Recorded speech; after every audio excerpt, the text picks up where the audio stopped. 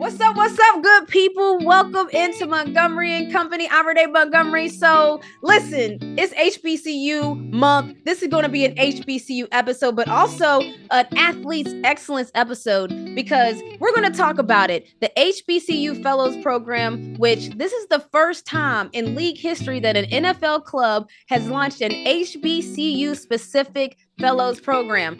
I'm going to talk about it with the people that are actually building it on the ground. And also the crew is going to discuss who are athletes that used to be athletes, but now executives that are killing it in the game. So athletes turned C-suite executives, baby. We're going to get all into it. C-suite 21 style. Let's go. What's up, good people? So listen, it's HBCU homecoming month. And you guys, if you don't know about HBCUs, it's a whole vibe. But by now, I'm sure you know about it because some of the top high school prospects are considering HBCUs. We see a lot of just energy. Of course, everybody knows that Coach Prom was at Jackson State University, and that was an HBCU. Shador was killing it on the cover of magazines. They brought College Game Day to Jackson State. That was iconic, bringing College Game Day to them. And we now know that Coach Prom is still doing the same thing. College Game Day still going on. But HBCUs,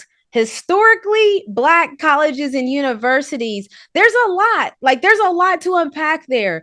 For instance, I'm an HBCU baby. My parents went there, met there, married, 40 plus years, had me and my sisters. Boom, HBCU baby, here I am, which is why I'm probably passionately talking about this right now. So what was it? A couple of days ago, I just pulled up to Morehouse. It's check season. So with the Renee Montgomery Foundation, man, shouts to our partners too, because y'all remember when we had that gala and we were raising funds. It was an auction. We had, it was a little who's who event there. Shouts to the homies that came through, but we also got flooded out and it was a little bit disastrous because we had spent all this time trying to make this event perfect.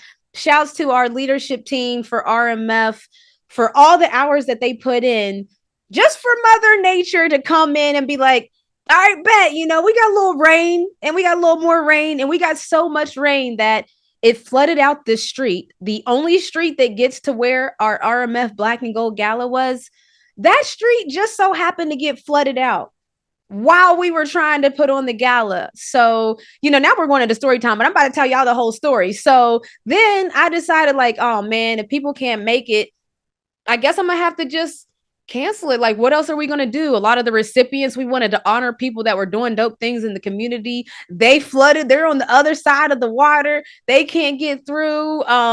People that were supposed to just be there and turn up and have a good time, they can't get through. My in-laws can't get through. It's what's going on? So I just kind of I don't know. I got a little teary-eyed. I'm not going to say I cried, but I got a little teary-eyed and I'm like, all right, everybody, thank y'all for coming who did come because there was a good amount of people that were already there. Shouts to the people that get to events early because the group that got there early beat the flood. So I'm talking to them and I'm like, thank you guys for coming. It was so dope. And I really wish we could have put on this event because we wanted to do some dope things. And, they basically were like, whoa, why are you canceling it? We're here. The food's here. Let's turn up. And I'm looking around. The DJ was already there. Of course, he already had his thing set up. And side note, the power went out twice. So it ruined his whole stuff. And he had to reboot everything, the monitors, it was just chaos, I tell you. But the reason that I'm telling you this whole story is that the point of that auction was to raise funds for the Last Yard Scholarship. And what that is we go around to HBCUs and we give out checks. That's why we call it check season, because we give out checks and we don't give out checks with strings attached or all these other things. We give out checks that here's your money. We know you need help. We trying to get you to that last yard. Here's your push. Y'all know the tush push for Philly, right? They got the Philadelphia Eagles have the tush push down. And I tweeted out that the tush push ain't for everybody because it really ain't. But this is our version of the tush push in the active. You get it. Work with me here. So the Last Yard Scholarship, we're giving out funds to student athletes. And we're specifically giving out funds to student athletes at HBCUs because we know HBCUs are underfunded, never under talented, just underfunded. So we wanted to be able to, we know that in all the ways that the schools are underfunded, I'm sure the nutrition isn't top of mind when it comes to things that are given to the team. So we're giving out checks to students, hoping that, they elevate, and just get to where they need to get to that last yard, graduate, get to that championship game, get to their best selves, whatever that last yard gets them to. That's where we want them to go. So it's check season right now. It's HBCU homecoming month.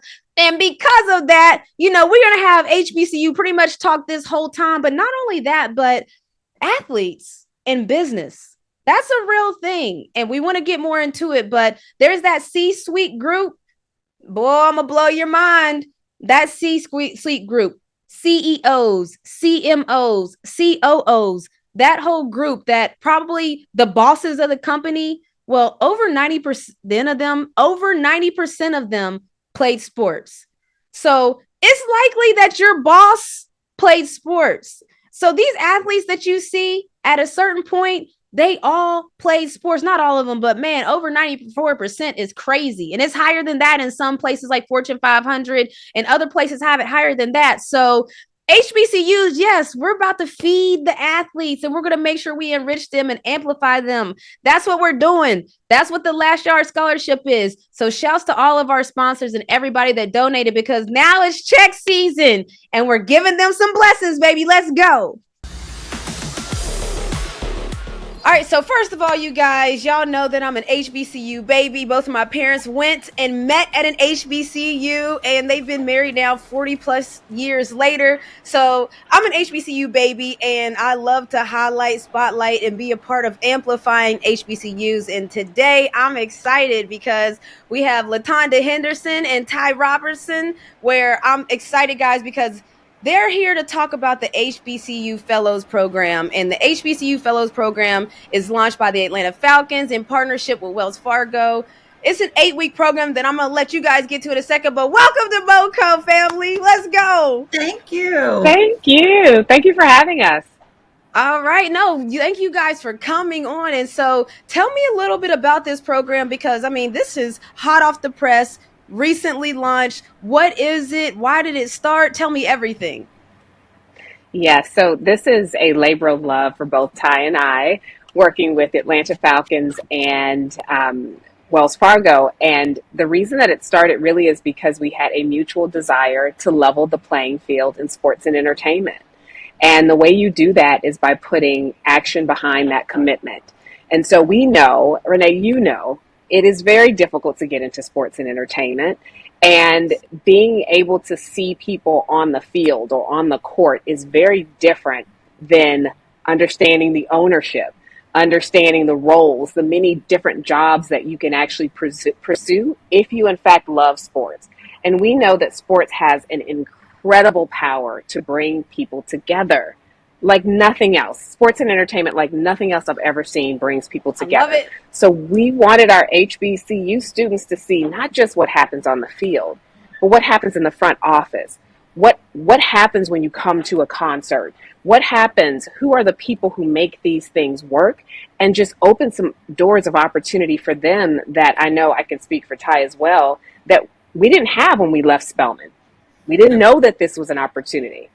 If you had told me that I would be here between two professional sports teams, I would have said, okay, stop whatever you're doing, because it's not real. But I had no line of sight. And so really that's what we're committed to, is making sure our exceptional HBCU students have every access in the world. And we know once we open the door, they'll do the rest. Absolutely. No, I love that. I love that. And so shouts to Spelman, by the way. So Spelman actually has no sports right now at their university in a sense of the women's sports. So there's a group of girls that just started intramurals, and they're calling it the Jaguars Basketball Club. Yes. My foundation is giving them a $5,000 check to kind of get them jump started. Going to give them some sneakers and stuff. So I just want, like, Spelman has a special place in my heart because it's right here. It's the all girls. So when you said it, it made me think about it. And even thinking about the community aspect, Tai, you are the Vice President and Community Relations Senior Consultant with Wells Fargo. So you've worked in a lot of different spaces, affordable housing, community loans, and much more. So what does that community activation part mean to you, and how it's brought into this aspect? Absolutely. Thank you for that. And shout out to my sisters at Spelman and at intramural basketball. Love Let's it. go. Yes. My sister came out in 94 and she was on the basketball team way back at Spelman. But I absolutely love it. I mean, in my role, I have the opportunity, and I'm so blessed every day to be able to work with nonprofits all across the Southeast, particularly in Atlanta, and certainly focusing on some critical things. But what really I love the most is certainly when I have the opportunity to engage in the Atlanta University Center and to work with historically Black colleges and universities across the country. Very fortunate to work with Wells Fargo, and Wells Fargo giving us that space in that area to be able to commit to historically Black colleges across the country. We're very proud when we can go to the Orange Blossom Classic, or we'll be at the Bayou Classic very soon. We can also partner with the United Negro College Fund and Thurgood Marshall and providing scholarships. And part of what we hear when we're having a great time with these young people is certainly the need for scholarships. And so we're very honored to work with scholarship providers, but they're looking for opportunities. They're like, we want internships. We want to be able to connect. We want to know some of the folks that you know. So how can we do that? So this Fellows program was just a perfect combination of all of that, because they're here and they're getting all this great training and partnership and mentorship with AMB Sports and Entertainment and the Falcons, as well as Wells Fargo. And we're rolling out our Rolodex. I mean, they are so great. They're tapping everyone I know on LinkedIn. And I know it to be such, which is okay, because that's how you leverage this opportunity and take it further. So it's just great to partner, and having my Spelman sister at my side as we build this thing together has been wonderful. No, this is lit. So when you think about so there's a lot that AMBSE is, like when you think about that. But then when you also think about the Falcons, you're hyped, because like when you hear sports in general, people, like when you said, hey, are we going to get those internships? I know the first question they're going to be is like, am I going to meet Bijan? Am I going to be like, so I'm just curious, like, because Latonda, you're the chief DEI officer at AMB Sports and everything. So I'm just curious, like, are they going to be able to touch and see and feel some of the players in a sense of be that close to them in this partnership? You know what, the really wonderful thing about this is that for us and for anybody who's in sports and entertainment, you understand that there are a lot of wonderful people that you get to interact with, but that's not the job, right? And so the fellows actually started out and they had a chance to be at training camp, a private training camp, and they were there and they saw the players. The reality is that they're part of our family of businesses, the Blank family of businesses. The players are part of it. And so folks don't come to hang out with Bijan, although Bijan is really amazing, but to actually be part, right? To be part of the team that puts this together. And everybody understands that every member of the team is really important. So they've had all kinds of behind the scenes access. They've met with our presidents. They've met with, you name it, our GM, our head coach. Like, they have had behind the scenes access. And I think once you see, like, these are people just like everybody else, and they're doing a job, you want to do everything you can to help make sure that team is successful. So we've been really excited that we haven't had any fans kind of going off or veering off, but they've had access. And once you have that access, it's like, hey, this is the team. These are the players, and we're all here to pitch in and do a job. So it's been wonderful. No, it almost makes them feel like they belong. Like, see, once you give people access and you allow them to be there, they're at a private training camp. Now they don't even feel like they need to fan out, because it's like, oh, so this is what the role looks like. I will be here. I'll be doing this. I'll be brushing shoulders. And it's the experiences that, that you are providing almost that may have never happened from that space. And Renee, I should have started to say that their opening ceremony was in the Falcons locker room. So they had their jersey. I was going to say that part, Latonda, that part. You missed that. Okay, I really should have started there. So, and we have video footage of that. If you haven't seen it, it was magical. So they come in and they do the walk-up tunnel just like the players do on game Oh, day. It's snap. sponsored by Wells Fargo. They had their pictures taken. They come into the locker room and each locker has their names there and their jerseys with their names on it. Oh, this is With big. This is big. 23. So that's kind of how we started. So Okay. Yes, So this is where we perhaps could have started. So, Yes. because I mean, this is the thing, like, and obviously, everyone knows that I work in the front office for the Atlanta Dream. And so, anybody that comes into the front office, anybody that works in sports or entertainment, you crave a certain something. And it's not just touching the athletes, it's the fast paced lifestyle, it's the figuring out problems on the go, it's the highs and the lows of supporting a team. And so, it sounds like they're getting that experience from the first day on. So, Ty, I'm curious, like, when you guys wanted to partner with the Falcons, what, like, you literally was like, oh yeah, this is big. So was this the plan, like, to do it as big as possible for HBCU students? Well, it absolutely was. Well, what it was to create a first class experience, to think about all the things that we would have wanted as we were coming through our HBCUs, as we were starting our careers. What were the parts that were missing? Certainly the excitement and doing all of that, but it's all about exposure and experiences that are new. And as Latonda stated, when they came into the locker room, it was magical. But what I'll tell you, there were more than 600 students that applied for these opportunities. And so just to see the hunger that's there for these students to want to do more in sports and entertainment has been wonderful. And we just want to match their energy. And not just, certainly from the Falcons' standpoint, they have been having an exceptional time. But I also wanted to be sure that we introduce them to the world of the community. And I think it's very similar to, Renee, what you just spoke about with Spelman and how you're giving back and working with the team. Part of what I wanted to do on behalf of Wells Fargo was to show them how Wells Fargo partners in the community. And so we have the opportunity, not sure if you know about the Russell Innovation Center for Entrepreneurship, Jay Bailey and team there. We have the opportunity to take the fellows there and for them to see an icon that's less than 1 mile from the campus of the Atlanta University Center. Right. And all of these entrepreneurs that are in there grinding and innovation and how they're, giving back and starting businesses, and just the legacy of Herman J. Russell, and just to be able to speak with Jay. But it's just all about giving those opportunities. And we found out that a couple of the fellows have businesses, and Jay's like, okay, you need to connect with me and we need to get you some startup capital. This is what it's about. We certainly start off one way, but you expand to so much more. No, I love that. And so I'm a fan of, I don't know if you guys have seen the show Suits, but it just now came back on Netflix, right? And one of the, okay, so Latonda, yes. So the reason I'm Why did you bring it up? Because bad news.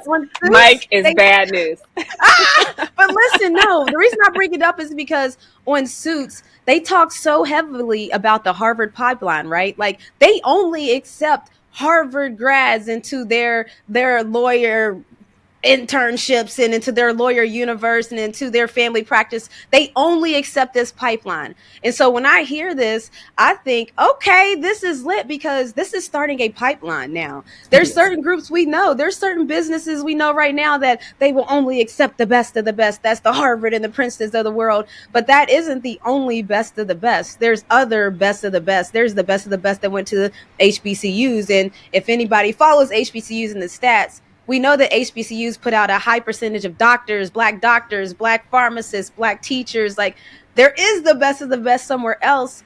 And it looks like this is a pipeline that's now being started to show that. Absolutely. And we're leveling the playing field. I mean, when we first started talking about this, we were like, we want you guys to have a seat at the table, but we also want you to be able to make your own table. We want you to be a disruptor. Take these experiences, take these connections, take these opportunities. And they're doing just that. I mean, they are so remarkable at networking, Renee, you would not believe it.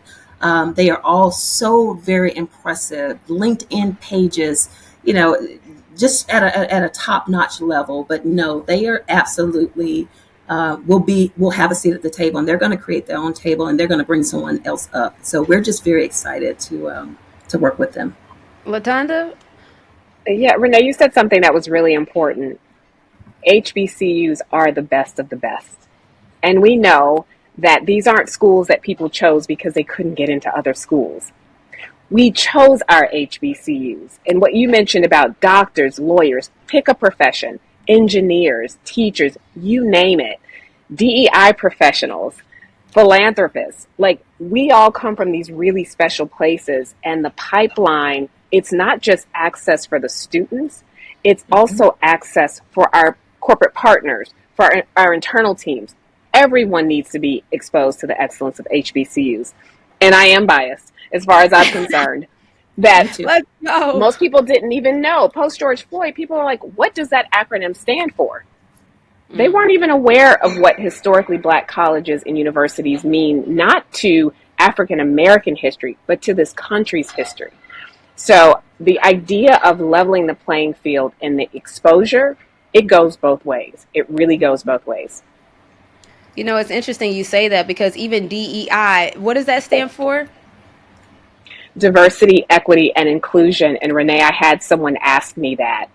What does that acronym stand for? And I said, well, that's job security, because we have work to do. And traditionally, people would say, oh, diversity, equity, and inclusion. Inclusion means include everyone. That's one of our values. And it means that you are looking at unusual suspects. You are looking at places where other people may have overlooked, because you understand that there's talent in lots of great places. And these are literally institutions in our backyard right here at Mercedes-Benz Stadium. Coming up next, we have more on the HBCU Fellows Program. I have a question. This is broad, but and I know to tread lightly, because obviously there's a partnership with the Falcons. But when we talk about DEI in the NFL, this has been a thing that even the NFL is trying to tackle. There's been the Rooney Rule, and there's been different things. How do you have an influx of DEI in a space where it almost, there's a set system already? Well, the way that I look at it is that systems are meant to be disrupted, right? Mm-hmm. And so the idea that NFL is not unlike any other industry. My background is in consulting. I can't show you very many people who do this really, really well and where we don't need the work, right? So everyone has an opportunity to use their platforms, their agendas, their influence to advance making sure that their workplace is inclusive for everyone. So the idea that it's set, as far as I'm concerned, the world is different now. We all saw it. You saw it on your team. We are having conversations in the workplace that if you had told me 25 years ago that we'd be having some of these conversations, I wouldn't have believed you. Now is the time. Now is the opportunity. And for organizations who are committed to staying the course, we're just getting started. Well, I love that. Okay, so the last thing I want to ask both of you to can answer, please, is like, this is the first year for the HBCU Goodfellows program. What would it look like successfully to you in 10 years? Like, we're sitting here talking, you guys better come back 10 years and holler at me, and I'm gonna be like, all right, this is 10 years later, and now, like, this is how my mind sees it, and now you guys have a couple assistant coaches, you guys have a couple of like, what does it look like to you guys basically successfully in 10 years? Well, I'm happy to that one first. You go ahead. Go for it. No, Ty, you go first. You sure? Well, for me, success, I mean, just to piggyback on what I said, I see 12 fellows that I know are going to be successful, because I see how they're maneuvering and what they're doing and how they're interacting. So I know that whatever they go after, they're going to get it. But also they're building a consciousness, not to just think about themselves, but to reach back and pull the next person. So it's all about building a pipeline. So I see them being very successful, integrating this industry, breaking down barriers, networking, doing the things they need to, coming in, being disruptors, but also remembering to tag in the next HBCU student that also needs this opportunity. And that's what it's all about for me. And that would look like success for me. Wow. Yeah, so that was very well said, Ty. And the way that I look at it, our program we're front office, right? So these are marketable skills. We're in brand marketing. Our fellows are in content production. They're in sports technology. These are all front office positions. And so what I hope for 10 years from now is that we look at the alumni from this program, and we were, even if it was a very small part of them fulfilling their purpose, of them understanding what world awaits them and the opportunities await them, and that they would absolutely pay this forward. And they're already talking about being part of that process for the next cohort that comes on. So 10 years from now, when I'm very, very close to retirement and somewhere... Wait a minute! Speak those things into existence, Renee. Speak those things. Hey, listen, I will still come back. I will still come back. I'm all about speaking, manifesting, speaking goodness into your life. Look, I got my Sundays in ATL shirt, by the way. Ben, I need some new merch whenever it drops. But this made me think, I know I said last question, but one more thing, because the athlete in me almost forgot to ask this, but you guys are in the highest level of business. What have you guys noticed about athletes when they go into another profession after they've been an athlete? Because I read a wild stat that like almost 90+% of C-suite executives at a certain point has played sport. So it's like, holy successful. So have you guys seen that when you have an athlete come up on your resume or their resume come on your desk? What are your thoughts? I know for me personally, and I'm talking about from being a parent, I have a 14-year-old and a 16-year-old. My daughter plays basketball. My daughter plays soccer. My son plays baseball. The work ethic, the discipline, the navigating and negotiating team dynamics, it is incredible. So what we know is that students who had to figure out how to study for an AP exam and get up the next day and go and play out on the field, we know that they have excellent time management skills. We know that they understand how to compete, how to be resilient, how to pick themselves up, because every Sunday is not a winning Sunday, but we keep playing to the next game. And so the idea, when we see those student athletes, you already know that there's a certain level of discipline and work ethic there, especially folks who played at the collegiate level. And I think that's something that people really don't understand about. That is a full-time job that you are navigating in addition to your studies. Yes.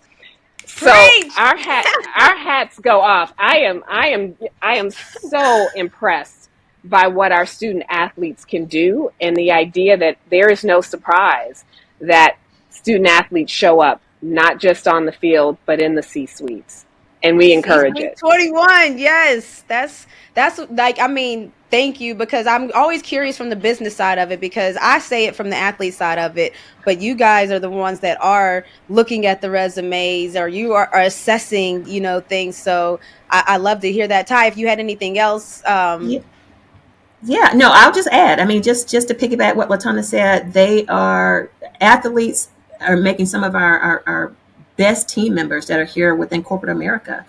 There's so many internships, and often what we're seeing, because they were in the middle of sports, they weren't able to take advantage of some of the internships and some of the other things because they're year round or during the summer.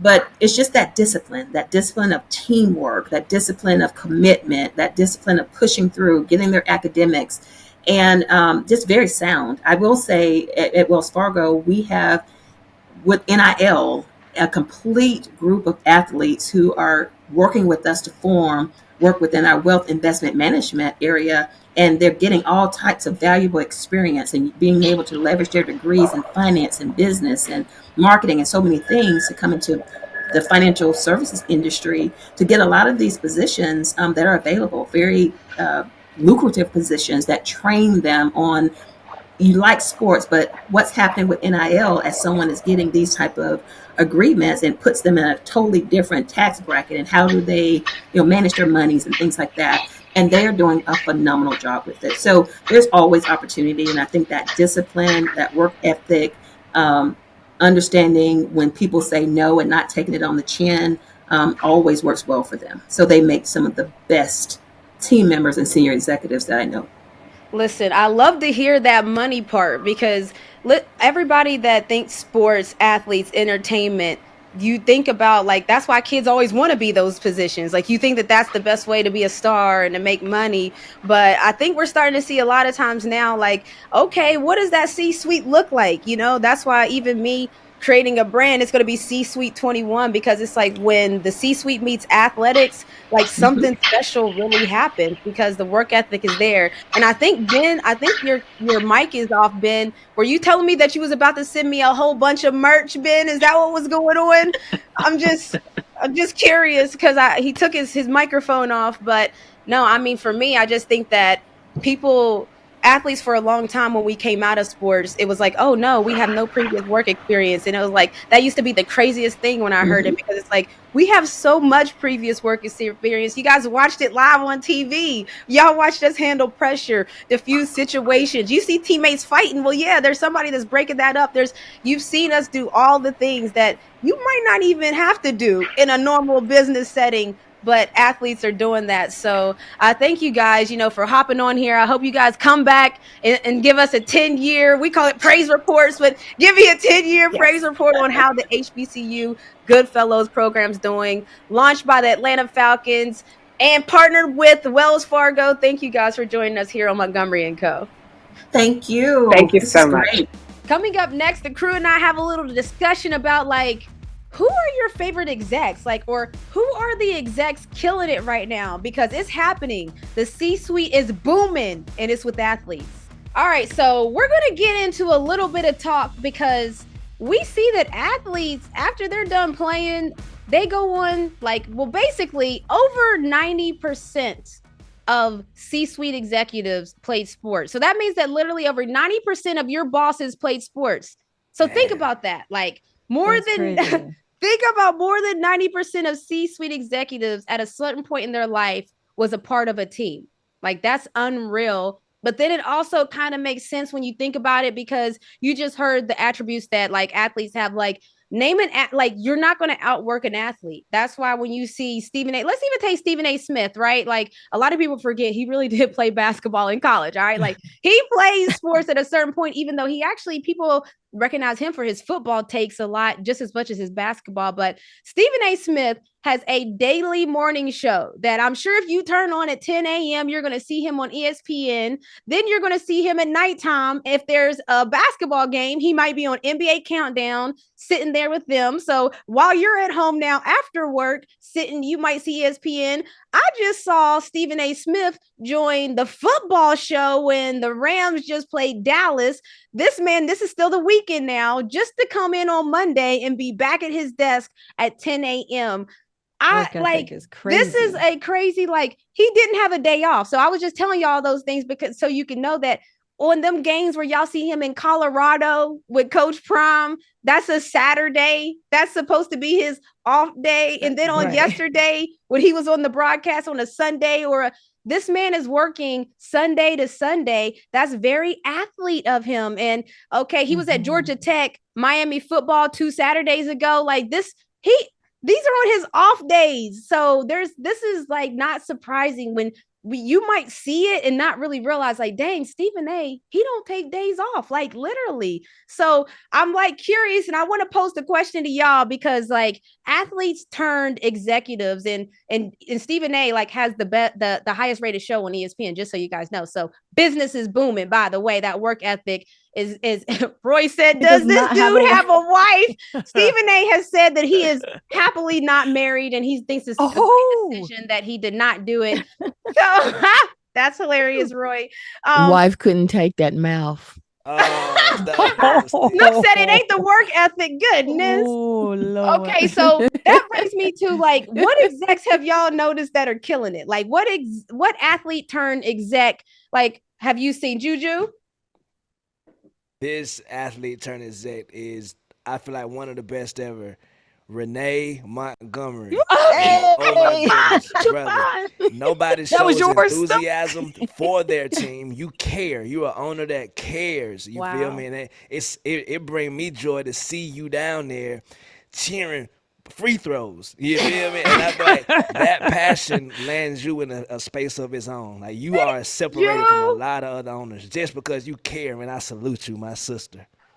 appreciate that, Juju. Listen, he didn't even talk about that as a production meeting. Thank you, Juju. I love that. I was wondering who was going to address the elephant in the room. I was going to she's do it. literally the first person, right? I was right? going She's to the do first it. person you think of, and you're like, okay, well, I can't be biased. I can't choose her name, but yeah, I didn't even think you can. Yes, you can. Yes, you can. You can always choose. You can always choose her. It's okay. It'll be fine. She be all right. She don't like it, but she be all right. I thank she you, don't family. like it. You're right. I thank you, family. So just on that, let me just even speak on that. So for me, it's crazy because like I'm sure that anybody that has known me from college to life knows that like me crossing over to the entertainment space and even the executive ownership space, a lot of people in my life thought that this was a normal maturation, but you don't really see yourself where other people see you. Like I saw myself as like, a very good role player on a lot of good teams. And I saw myself as like the good soldier that knows how to lead, that knows how to follow directions. And you don't necessarily see that translating into, well, then if you can lead a team, why can't you lead a company? And then I just kind of like life happened, 2020 happened, and look at God. And then boom, here we are. The Montgomerys got a whole seat at the table in team ownership and executive seats. And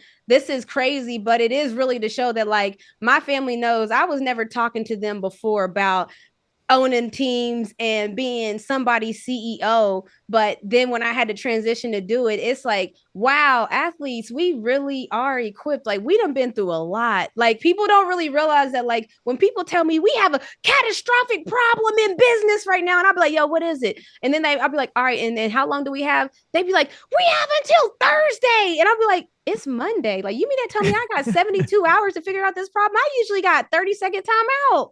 This is slight work. So shouts to all the athletes. I just wanted to say that for athletes, in case y'all were scared, wondering what that next step is going to be like when we're having this athletes turned executive conversation, and you might not think that you're one of these that we're about to mention. Yes, you are. Like, yes, you are. You just don't even know what we've been through. So that brings me to who else? And the little girl that's sitting at home. The little girl that's sitting at home that's seeing the news. Matt Ishaba hires this person. This person gets passed over for the job. You are a brilliant example of a little girl that can know, hey, I can follow my dreams, catch them, and there's still more life for me at the finish line. So we commend you, and I'm proud to know you. Yeah, Snook. I was just looking at Snook's face. She's so proud. She loving it. Like shout out to Snook too for raising that beautiful daughters, 3 beautiful daughters. Listen, and this is like a shout out to having a good team around you, because we had whole meetings about who we was going to talk about, and nobody said nothing about this whole thing that's happening right now. So shout out, and I know you want to move on, but just to that point, how you were never thinking about this. Really, really quick. I remember at NBA All-Star in 2020 in Chicago, you were talking to Diana Taurasi, and Diana Taurasi you guys were talking about, like, I don't know how the conversation got on life after basketball really quick. And probably because our bodies were tired, baby. Tired. I don't know, but you guys were talking about what's tired or something. And then you said something like, oh, I don't know, I'm probably going to broadcasting. And she said, what? I want to be GM. And you say, oh, I don't want no parts of that. And she said, I want to own the whole damn thing. And you didn't even think about that. That was nowhere near your mind or anything like that. And that was February 2020. And a whole year later, exactly 1 year later, February 2021, you became a co-owner. Woo! So again, we did not discuss having this love affair right here live, but shouts to my squad for the flowers. Thank you for the flowers. They know I do not like that. So let's just say other than me, because we are on Montgomery & Co. So shouts to my crew. So other than me, we're going to go around and just like execs that are killing it, that used to be former athletes, because like, I mean, even let's just look at commissioners, like I'm just going to say, look at sports commissioners. I'm going to shout out Jessica Berman, Kathy Engelbert. These are former athletes that are now commissioners. Like, and again, I'm not going to, whether you think they're killing it or not, they have made it to the position of commissioner, which is one of the highest positions that you can get in sports. So I'm going to just start out throwing it out there. But who else do you guys have that are athletes turned that are just like in the game, top of the game right now? A-Rod. Oh, yes, okay. that was gonna be mine. That was gonna be That mine. was I gonna be thought yours? Snook was gonna go first. No, I mean I have a few though too. Oh, okay. No, so Cole's going with A-Rod I'm going with A-Rod. And why? And why? I mean, like, No, A-Rod, there's no explanation needed. Oh no! Y'all to like, the fam. Do y'all think he's handsome or something? Is that what's going on here? Lord have mercy. But Cole, what were you gonna say? I was gonna say because he's touched a whole lot, and as far as he's went from makeup to real estate to construction to owning the WNBA team where you got your first championship from, so he has touched a whole lot. He's still touching more and more, and he's also touching it on the philanthropy side as well. He's doing scholarships.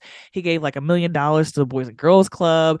He's like, UNICEF, was it Souls for Souls, which was the shoes for people who don't have, so he's touching so many things, and he's not done. He's still, continuing to do other things. So I think he's really killing it, and he's killing it to the point where you don't know until you know. Like, facts. You don't know. He's not flashy. You see the results happening, and it's like, okay, yeah, that's A-Rod too. And I like how you said WNBA owner, not NBA. Yeah, because he does own the NBA owner too, by the way. Well, they always get their props. They always get their props, so we go give them props for handling, for actually, doing it on both ends, because sometimes it's always one-sided, and he's doing it on both sides. So I'll take that. Everybody already knows about the men's side. That's automatic. So the women's side, you got to let people know. So I love that. No, I love A-Rod too. That was gonna be one of my choices. I mean, like I love that he represents. He's Dominican too. He always talks about how he grew up in Washington Heights.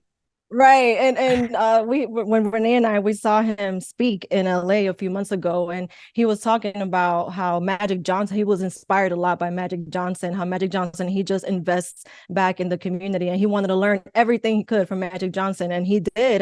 And to Cole's point, real estate, he said that he started buying out apartments because he knew what it was like for a single mom, like how he was raised by a single mom. He said single moms, Black and brown communities, is hard for us to find affordable, good housing, and he started doing that. So I love his story. That's one of mine too.